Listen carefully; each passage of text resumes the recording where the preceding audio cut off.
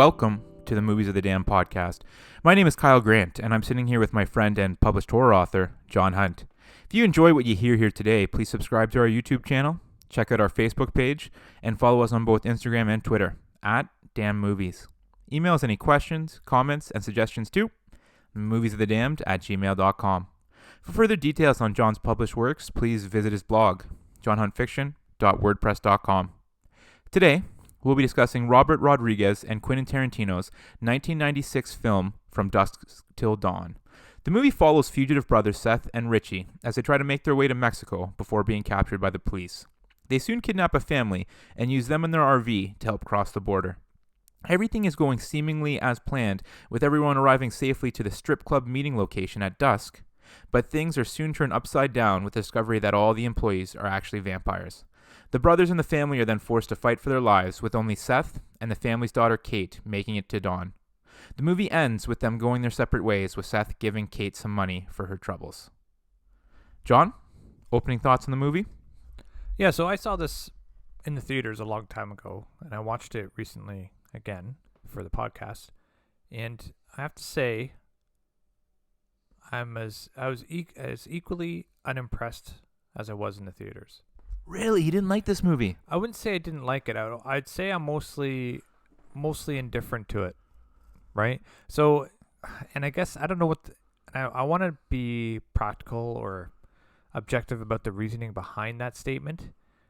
And however, I don't know if I can be, because this was at the time that Pulp Fiction came out, like after Pulp Fiction came out. Yeah. So Quentin Tarantino became pretty big. It was after Robert Rodriguez, El Mariachi came out, and so it was just like these were two highly touted directors. So it was just like some huge expectations going into this film. Yeah. So and you had George Clooney in it, who's awesome, and you had Juliette Lewis. This is kind of like his breakthrough movie role, because I know he was on ER.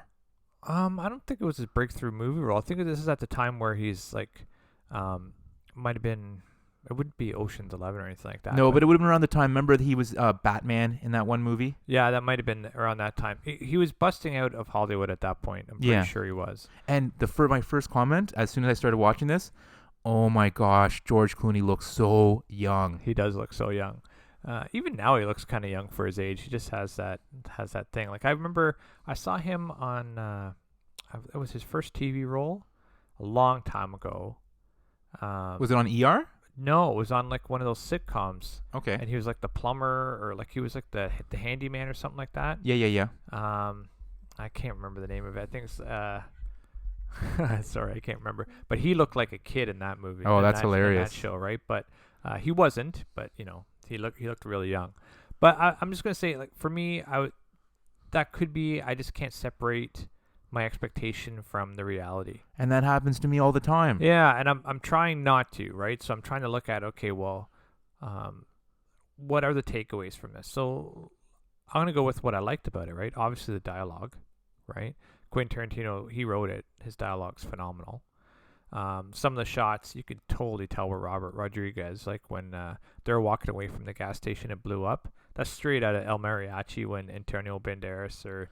And I love that opening scene. Yeah. So it's a good scene. Like what I mean, like it's the dialogue and the way that actors are good. Like the sheriff in that scene actually shows up in Kill Bill later on. Yes, right? I knew I recognized him. So and he's in other films, right, of Quentin Tarantino's. Well, you see a few actors throughout this movie who pop up into numerous Tarantino films, right? For sure, right? And you have Danny Trejo, who's like exactly. He's probably been in every movie ever. Right? Yeah. So there's a lot of good with this movie. But it was just missing something for you. Well, I felt like it was two movies.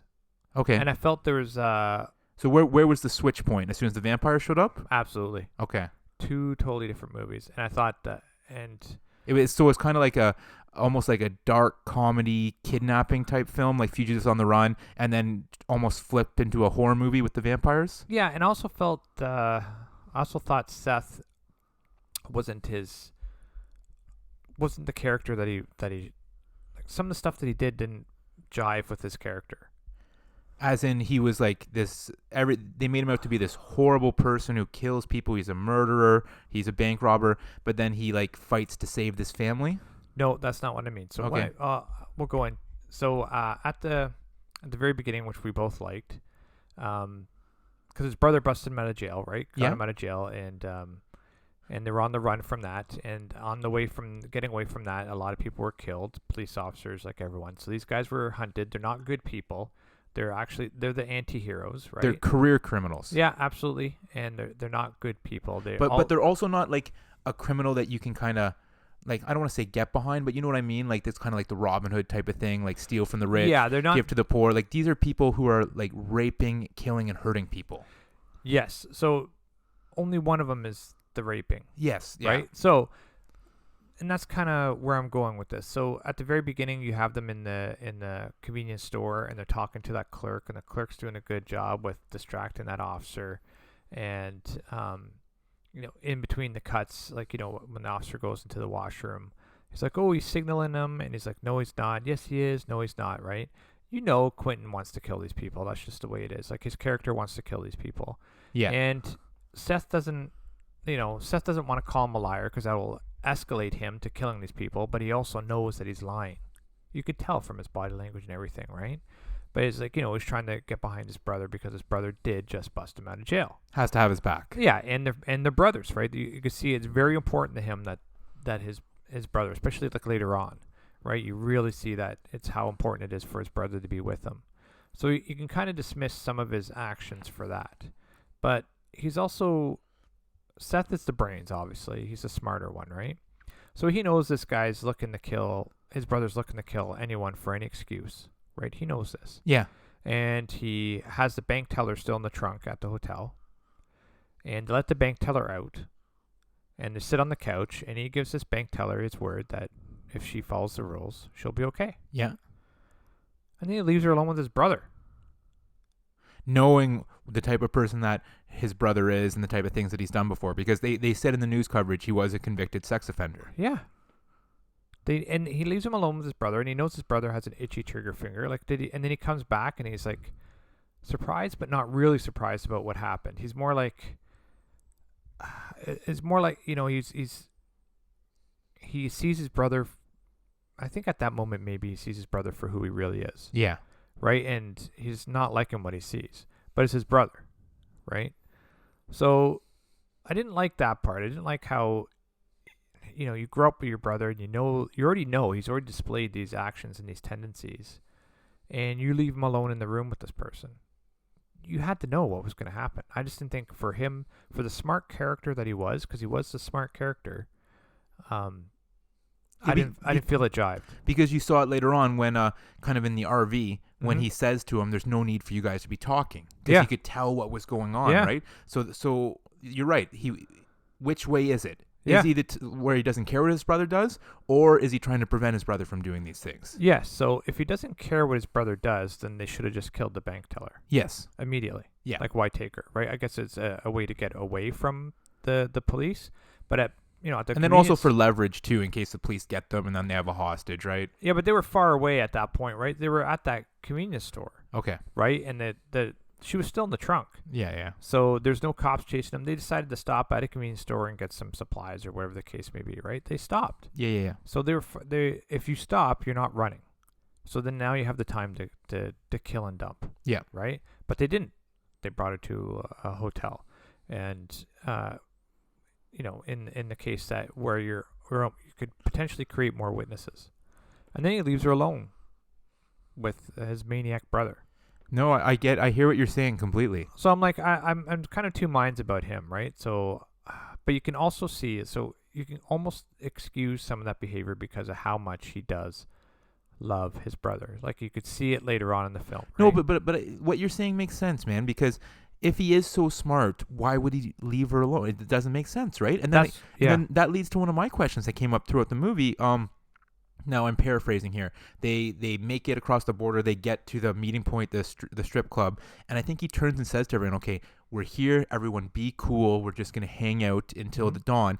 And then he instantly gets into a fist fight with the bouncer. Yeah, I know. Like, you know what I mean? And then he's willing to fight is it the bartender inside? Yeah. It's like, that's not really being cool. And then the dad, sorry, his name's escaping me, actually brings that up. It's like, what are you doing? Yeah.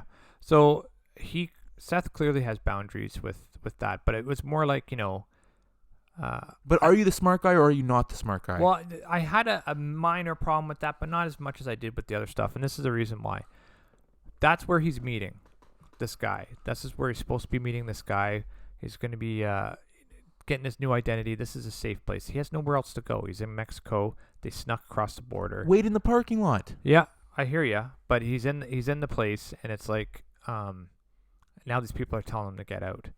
And he does seem to have that plan fixation. Like, this is a plan. We're doing it. Right? So, I see that if they kicked him out, I don't know what would have happened or what he would have thought, but he does seem to have a problem with that, where his intelligence goes out the window. He loves to be in control, right? Absolutely. Like, he is the control freak in the group. The alpha male. Yeah, for any situation, right? So, but yeah, I would agree. I agree with that too. Like, he shouldn't be causing trouble in a place where he's supposed to be meeting these people and knows they're going to be after him.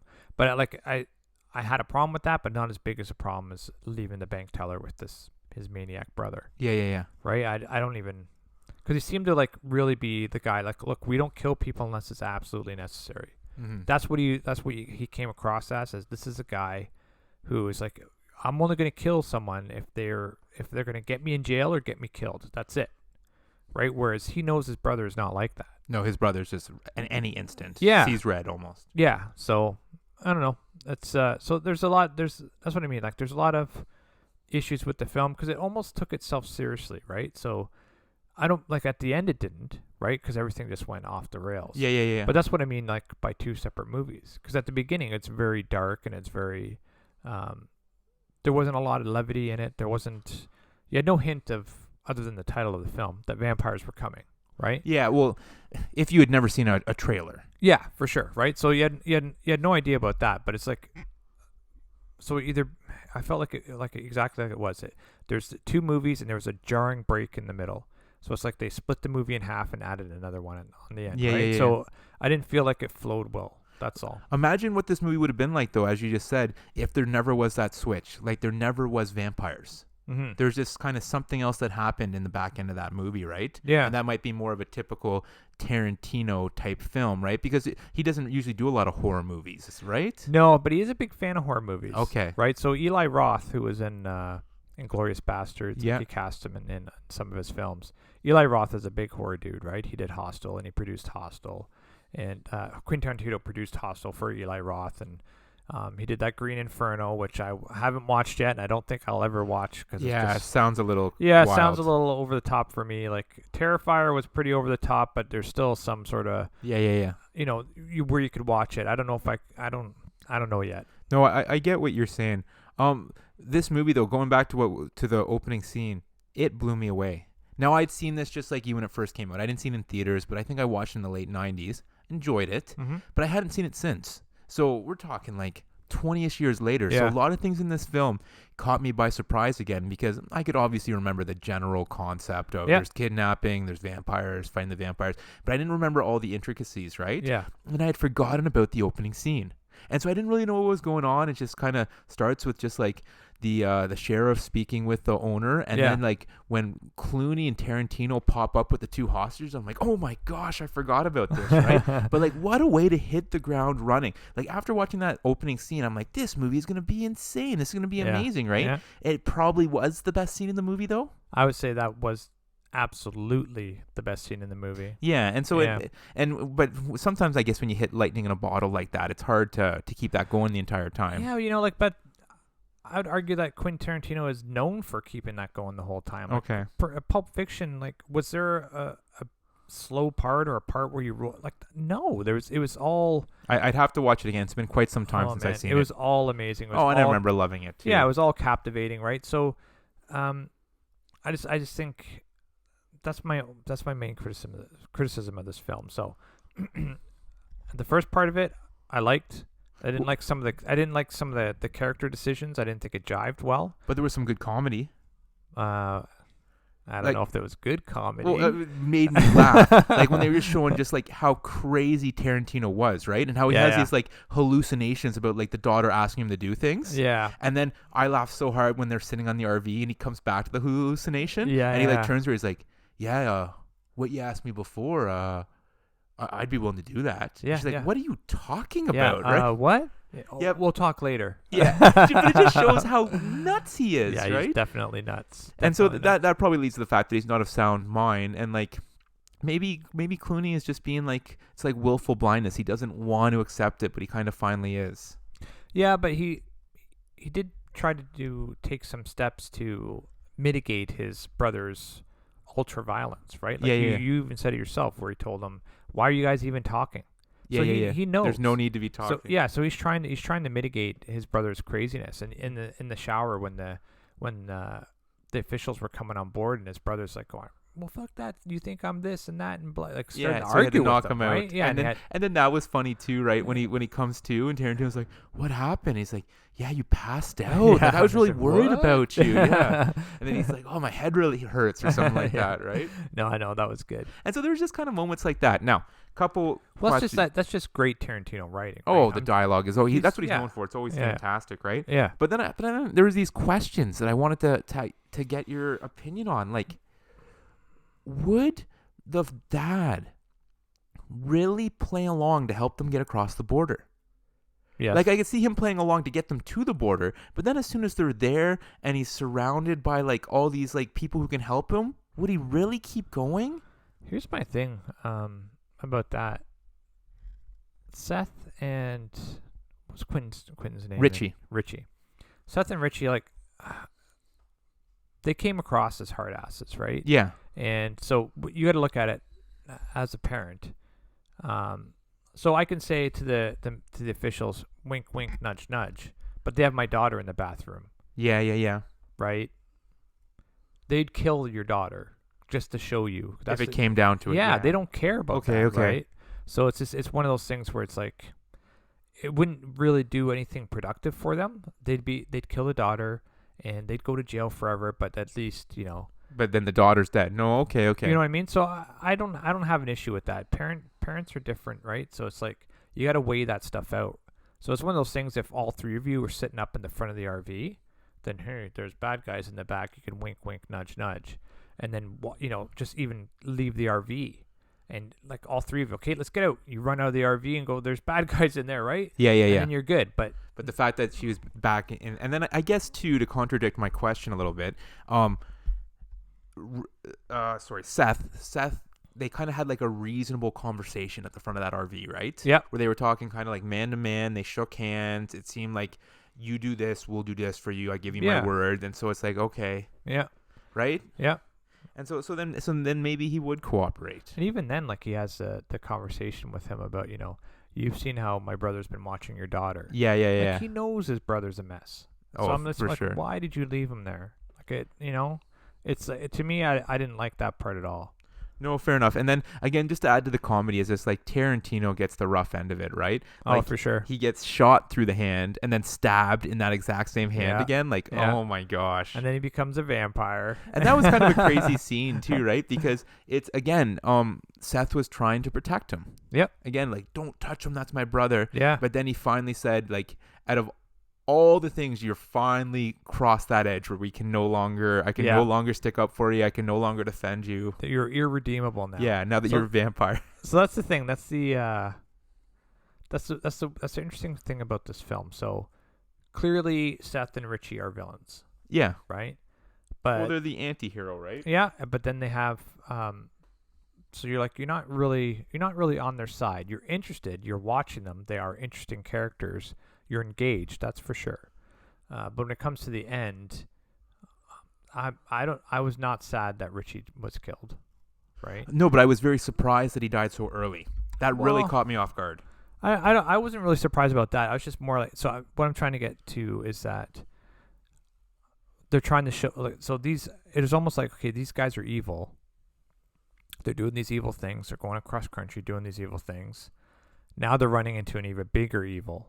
Right, so which one's worse? Yeah. Right, and so then you're kind of behind them because you don't want them to be murdered by vampires and have the vampires take over whatever that is that they're doing. Right, so it's like it's an interesting switch because it's like I was never behind Seth and Richie, but you're rooting for the family. I was rooting for the family. And you know, for the family to survive, they need Seth to like to fight with them. That night they do, yeah. Yeah. But if they never went into the bar, no, right? Yeah. Yeah. So that's what I mean. So it's just like there's a switch there. The switch from, you know, the anti-heroes. Well, they were always anti-heroes, but the switch from, you know, like, I hate these guys. I don't like, they're terrible people. I don't want them to be around anymore. To, okay, now they're helping the good people. So we need them. Yeah. So now they're on side. So I that was an interesting way to do it. Like, and you see it in a lot of movies. But still, it was an interesting way to do it. But once again, the switch to vampirism, I don't know, man. I just saw it. But then it led to some cool scenes. Like, do you remember there's the one scene when the four of them are squaring off with four vampires, and the one guy has a pencil as his weapon? Like, they all have weapons, and the one guy has a pencil because he's just used the pencil to stab, like, the heart. Yeah. And then the other scene when, I believe the character's name was Sex Machine. Yeah, you know what that is?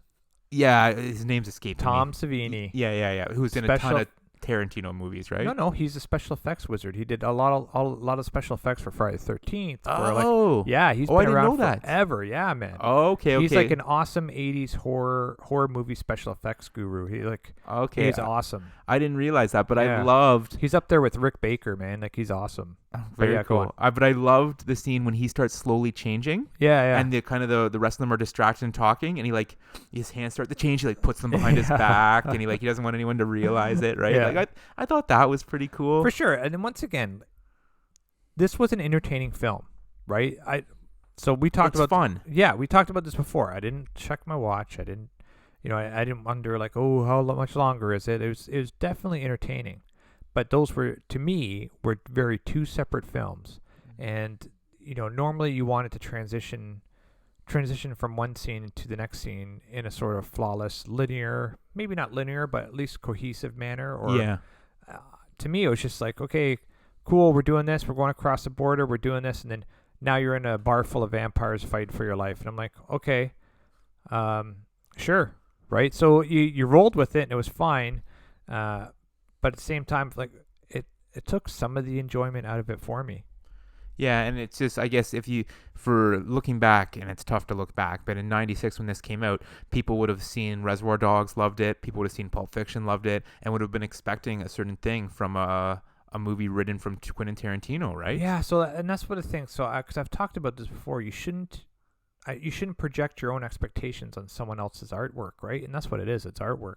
So I feel like I'm failing myself when I do that, right? So but you're a human being too, right? So it's tough to be objective all the time, everywhere. For sure, but I'm looking at this film objectively, and I think, trying to anyways, and I think those points that I make are fairly valid. Oh, those are points I can't make in any other of his films. Yeah. Right. No. So that's different, right? So if I could make one of those points in Pulp Fiction, or like you said, Reservoir Dogs, or Django Unchained, or anything like that, that'd be different, right? Like, once in a while Quentin misses and has does a completely 180 turn or something. Yeah. Like that. So for this one, I didn't like. You just couldn't see it. Yeah. There was a cool shout out though. The kind of the 80s montage when they're kind of building weapons. Oh yeah. It has the music playing and they're building the weapons. And how funny was that, right? Like they get the dad who was formerly a preacher, I guess still is, to make the water into holy water, and so they're filling the condoms with holy water and stuff like that. Yeah. And then the big fight scene, which was very cool. Yeah. At the one point, once again, very entertaining. When he puts the shotgun through the vampire, and he's kind of shooting through the vampire. I'm like, oh my gosh. Using the body to load it. Yeah. Reload it. Yeah. Like that was pretty crazy, right? Mm-hmm. And then how did you feel about only the daughter, only Kate making it out alive? Were you okay with that? Like, were you upset that, because you were obviously rooting for the entire family, dad, son, and her. Yep. Were you okay with dad and son dying? Once again, it's like, because there were two separate movies and they jarred so differently, there's a different feeling behind it, right? So at the beginning, you want these people to live. You think this is a terrible situation, and you can see someone you care about, or you could see someone you know. You can empathize, right? You could 100% you can, right? I can't empathize at the next part was just like, this is just off to, so whatever attachment I had to them it's like this is just foobar. It at was this gone. point. Yeah, it was gone. It was just more like, okay, now I'm watching mayhem, bedlam, and in a fun, once again, fun, entertaining way. But it's not. The characters are no longer central to my enjoyment of it. And I guess since the story is no longer reasonable, then like how can you have any expectations as far as what's going to happen? For sure, right? So it's like once the story delved off into fairy tale land, and it's like I couldn't.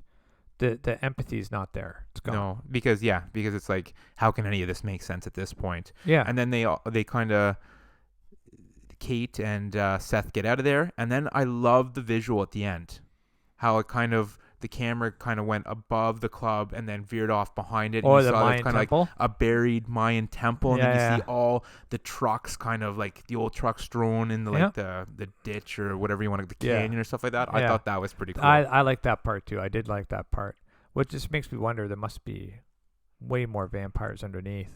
They didn't get them all, but yeah, it's pretty interesting. Another interesting thing about this, Tarantino acting.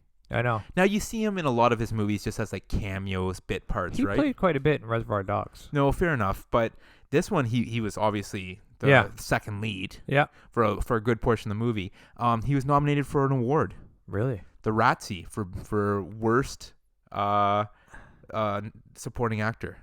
I don't think he was bad. It wasn't awful, no, right? But, well, there's no point where I was watching him where I didn't believe him. yeah. Right? But I just thought don't it was interesting to see him with so much screen time, right? Yeah, he did have a lot of screen time in that one. Also, some other cool facts I found about this movie. It was banned in Ireland for irresponsible and totally gratuitous violence. Oh. Well, I could see that if it's going to the main theaters because, they were playing a body part guitar at some point. Yeah. Like, pretty ridiculous, right? Yeah. Like, when they get the time to put that together? But yeah. The story. It was conceived by Robert Kurtzman, who hired Tarantino to write the script as Tarantino's first paid writing assignment. Wait, Robert Kurtzman, is he the Walking Dead guy? He so he owns like a special effects studio. Oh. Or is it Rob Kurtz? I must be off. But anyways, this was the first money that Tarantino ever made for writing. Really? And so he was paid $1,500 to convert the story that Kurtzman wrote into a screenplay. And the money then allowed Tarantino to quit his day job and then to focus on making his own movies. And as part of the deal as well, Kurtzman's a special effects studio agreed to do the makeup on Tarantino's directorial debut, which was Reservoir Dogs. Wait, this is... Yeah, so he wrote this screenplay before Reservoir Dogs was filmed. So that's interesting. So when did he write True Romance? That's a great film, by the way. So I couldn't tell you, but I just thought this was interesting that this is the first piece of work that Tarantino was paid to put together, and then because of that, he was able to get this company to help him with the special effects for Reservoir Dogs to help make that movie better. This is cool, man. That's actually really cool. So this movie pretty much launched his career. Yeah, helped him like stop being like kind of just having a dream as a filmmaker and like working some other 9-to-5 job to being like, because of the money I got from this, I'm gonna go all in and give this a shot. Yeah, kind of like me with my writing. Yeah, there you go. So Rotten Tomatoes, critic score 63. Yep. Audience 76. Yep. Sounds to me like you might be in the 60s. Yeah, I'm with Rotten Tomatoes on this one. Okay, I think I'm higher. I'm in the high 70s. I enjoyed this movie. Once I like that, remember that's telling someone else it's worth your time. No, it's a thumbs up for sure. It's definitely worth your time for someone who loves vampire movies and loves Quentin Tarantino and Robert Rodriguez. Like, it's worth your time. You'll find things in this movie that you enjoy, but you might find things that upset you as well. Yeah. Budget 19 million. Mm-hmm. Ended up making over 59 million. That's pretty good. So good return. And then obviously it became a cult classic. Spawned two prequels. Yeah. But they were kind of direct to video, like straight to VHS back then. A video game was made on this. Back in 2010, there was talks of making a fourth movie, but instead they kind of pivoted and they came out with the series. I've never seen the TV series, but it ran for 3 seasons from 2014 to 2016. I watched some of it. It's okay. Yeah, and is it kind of set as a prequel as well? No, it's has like the Seth and Richie characters, I think. Oh, it does. Like not maybe directly them, but like them. Oh, right? okay. And I watched it a long time ago, so I can't really. And the other thing that popped into my head, and I couldn't find any stats on this, but with this movie coming out in 1996 and it becoming such a cult classic, I can only imagine what the DVD and Blu-ray sales were like. Oh yeah, they would have been, because that's when like DVD and Blu-ray were like the biggest, right? Kind of like they're the still selling 2000s. VHS, man. Yeah. Like, yeah. Right? Yeah. So I can only imagine how much money this thing would have made there. Yeah, for sure. Well, buddy, anything else to add on this one? Nope. All right, well, please subscribe to our YouTube channel, check out our Facebook page, and follow us on both Twitter and Instagram at Damn Movies. We want to hear what you thought of today's podcast and any suggestions you have, especially in terms of what movies you'd like us to discuss next. Send us an email to moviesofthedamned@gmail.com.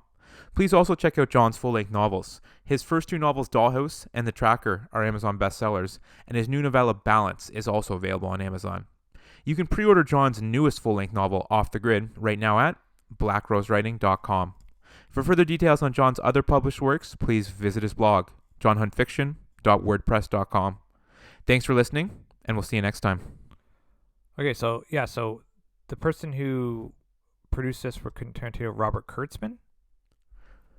Robert Kurtzman was the one who came up with the story. Okay, so I'm just bringing that up. So it's Robert Kirkman who wrote The Walking Dead. Oh, so okay. I was off, but it sounded similar. But anyways, everyone listening, thank you for listening. Have a great week. Be kind to everyone.